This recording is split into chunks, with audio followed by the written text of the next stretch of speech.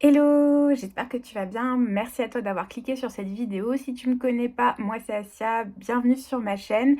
Je te retrouve dans un background un peu différent de mon habitude. Tout simplement parce que il est 19 h, je filme après ma journée de travail. Ce week-end, je ne serai pas là, habituellement je filme le week-end. Du coup, je me suis dit, plutôt que de ne pas tourner de vidéo, autant faire avec les moyens du bord.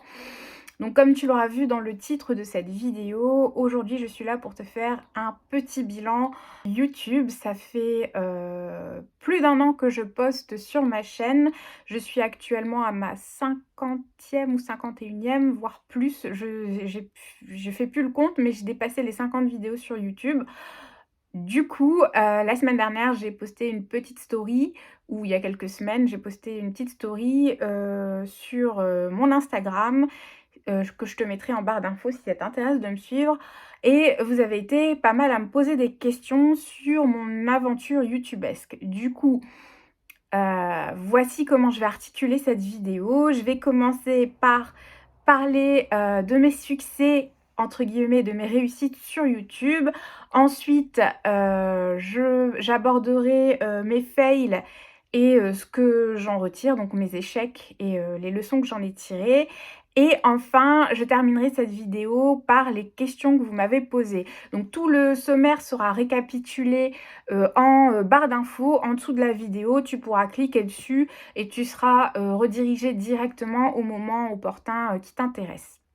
Donc sans plus tarder, je vais commencer. Mes succès, mes réussites, commençons par le positif. Bah déjà, mine de rien, 50 vidéos, je suis hyper contente d'avoir tenu jusque-là. En commençant ma chaîne, je pensais pas que j'arriverais à tenir sur la longueur.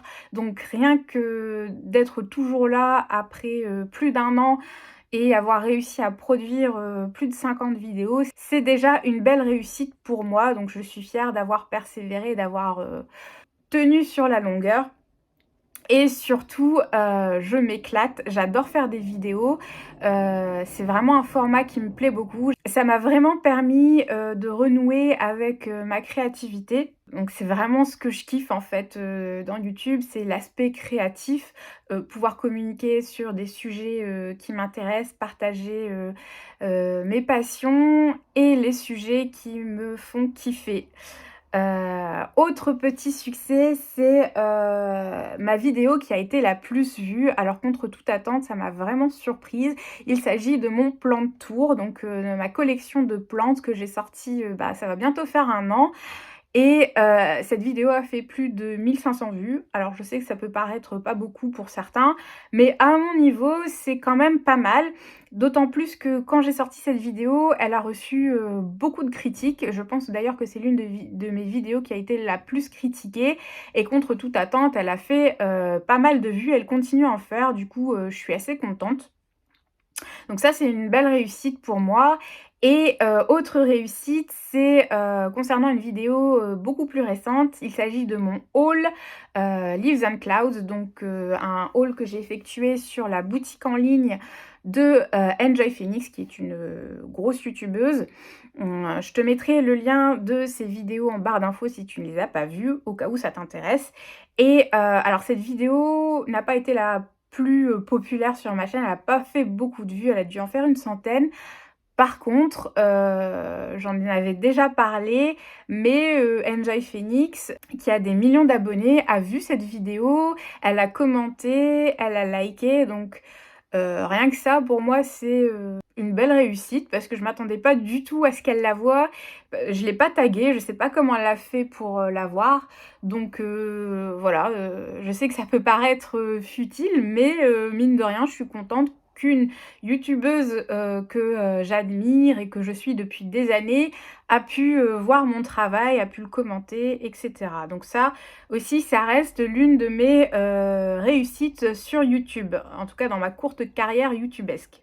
Dernier point que je voulais aborder dans cette partie, c'est que quand j'ai démarré ma chaîne, je ne faisais pas du tout de montage vidéo et je m'y suis mise quelques mois plus tard. et je trouve que je me suis pas mal améliorée dans le montage vidéo alors qu'à la base, c'était quelque chose qui me faisait peur. J'avais peur de pas être à la hauteur, de pas réussir et je pense qu'au fur et à mesure, j'ai quand même réussi à m'améliorer. En tout cas, je suis contente de ce que je produis actuellement. J'ai eu quand même pas mal aussi de retours positifs à ce sujet. Donc voilà, ça c'est aussi une de mes réussites, dans ma courte carrière youtubesque. Seconde partie de cette vidéo, les fails et ce que j'en retire. Donc ma chaîne, je l'ai créée il y a 1 an et demi et je m'y suis mise de façon sérieuse il y a environ 1 an lors du premier confinement. Et on peut pas parler de chaîne YouTube sans parler du nombre de vues et du nombre d'abonnés. C'est clairement les facteurs qui caractérisent le succès, d'une chaîne et pour, être, clairement honnête, d'ailleurs ça se voit, mon nombre de vues est pas, oufissime, hein, je fais pas, des milliers de vues, mais j'espère qu'un jour ce sera le cas. Donc mon nombre de vues, n'a pas augmenté de fou, même si j'ai fait des progrès. Je me rappelle que, les premières vidéos que j'ai postées, ne faisaient pas plus de 20 ou 30 vues. Donc, actuellement, quand une de mes vidéos fonctionne bien, je fais 100-200 vues, peut-être, 300 vues quand je suis vraiment au top. Par contre, mon nombre d'abonnés n'a pas, évolué, des masses.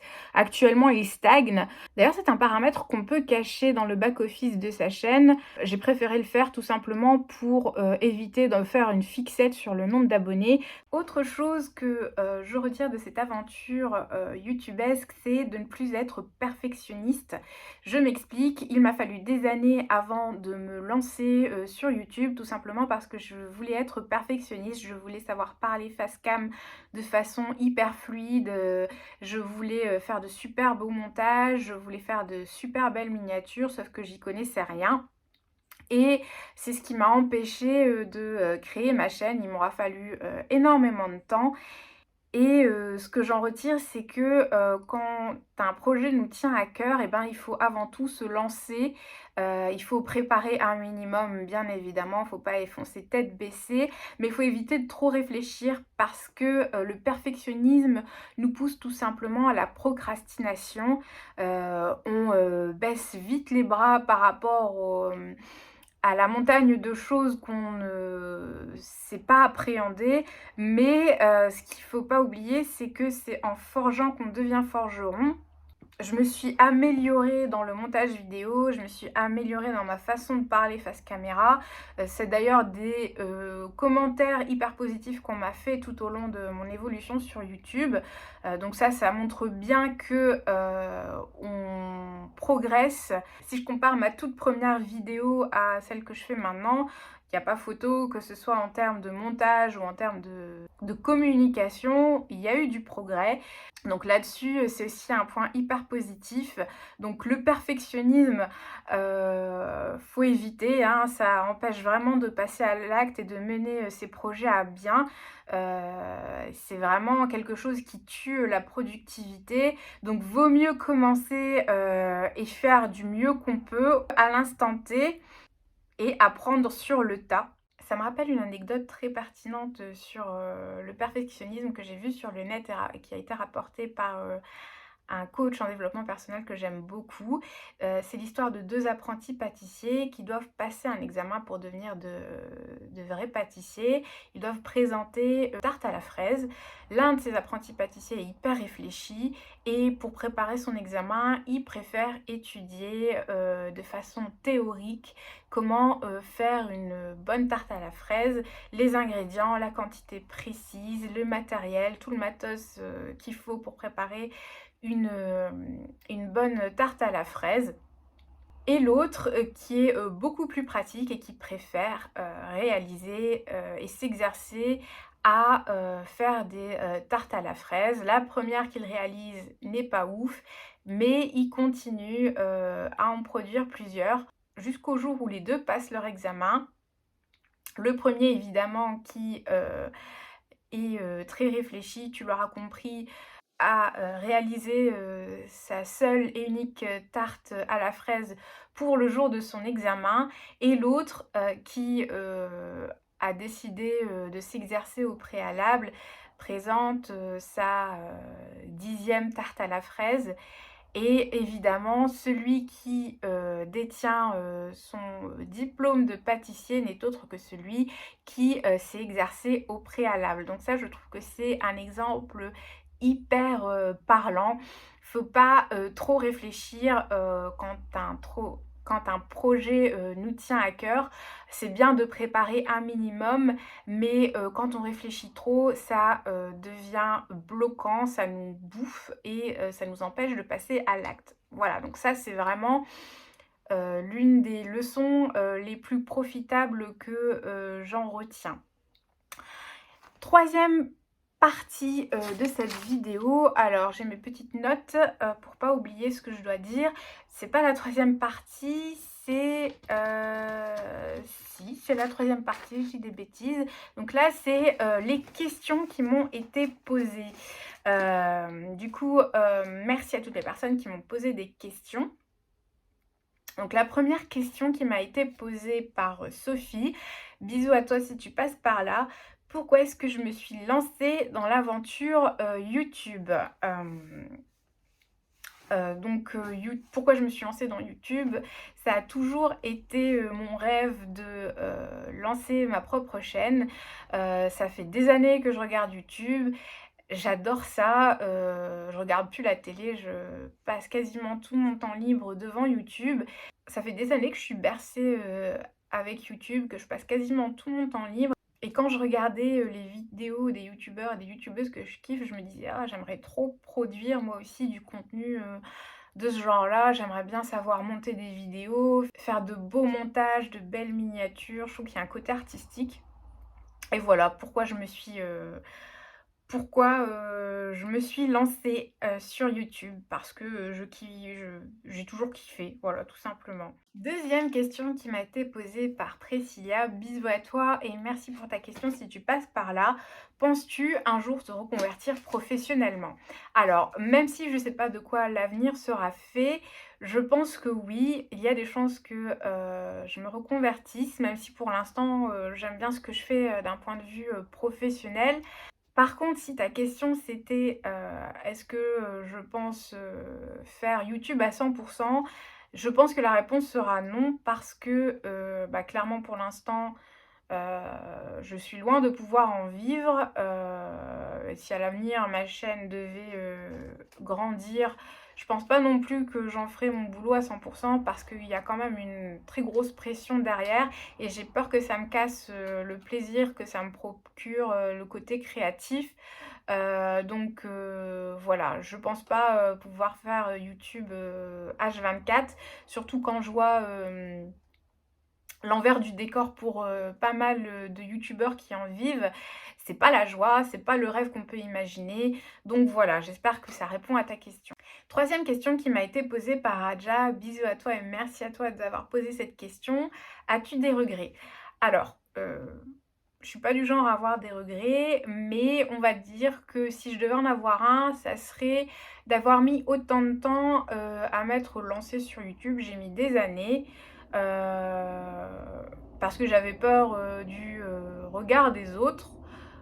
J'avais peur de m'exprimer, de m'exposer sur le net. Et voilà. Quatrième question qui m'a été posée par Raja. Qu'est-ce qui m'a donné le courage de me lancer? Alors ça, j'en ai parlé quelques fois sur ma chaîne. Mais c'est une formation de développement personnel que j'ai effectuée en 2018, qui a été un véritable déclic, suite à laquelle je me suis lancée dans l'aventure du blogging. Donc j'ai créé mon blog et dans la foulée j'ai créé ma chaîne.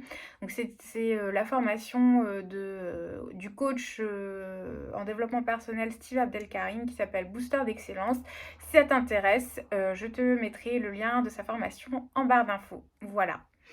Et dernière question qu'on me pose énormément, c'est est-ce que j'ai gagné de l'argent depuis la création de ma chaîne et de mon blog? Alors ça, c'est l'une des questions les plus fréquentes qu'on me pose. Et la réponse est non. Déjà, il y a pas mal de mythes et légendes qui circulent sur YouTube par rapport aux vues, à la monétisation. Ce qu'il faut savoir, c'est que pour être monétisé sur YouTube, donc pour gagner de l'argent par rapport au nombre de vues,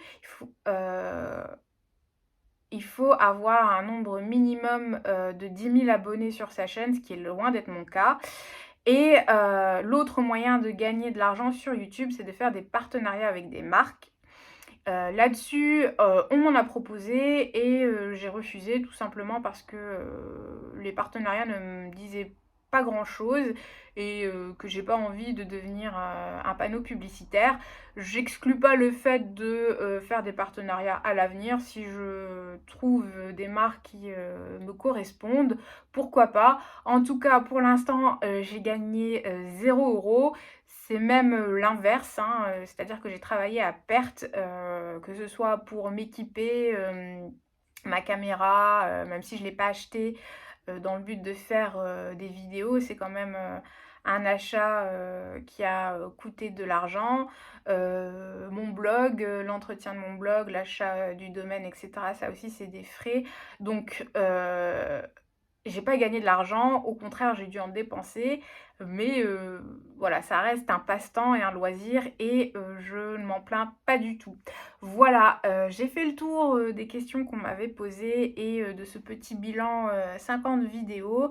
J'espère que, ça t'aura plu, que ça t'aura apporté quelques informations. Si toi aussi, tu, as des doutes et que tu aimerais bien, créer ta chaîne, si tu as d'autres questions, n'hésite pas à me les lâcher dans les commentaires. N'hésite pas aussi à, liker cette vidéo si elle t'a plu, si elle t'a apporté, des éléments de réponse. N'hésite pas également à t'abonner à ma chaîne, et à liker, si, tu aimes mon contenu parce que ça me fait plaisir et ça valorise mon travail. Je te remercie d'avoir regardé cette vidéo. Je te souhaite une très belle journée et je te dis à la prochaine.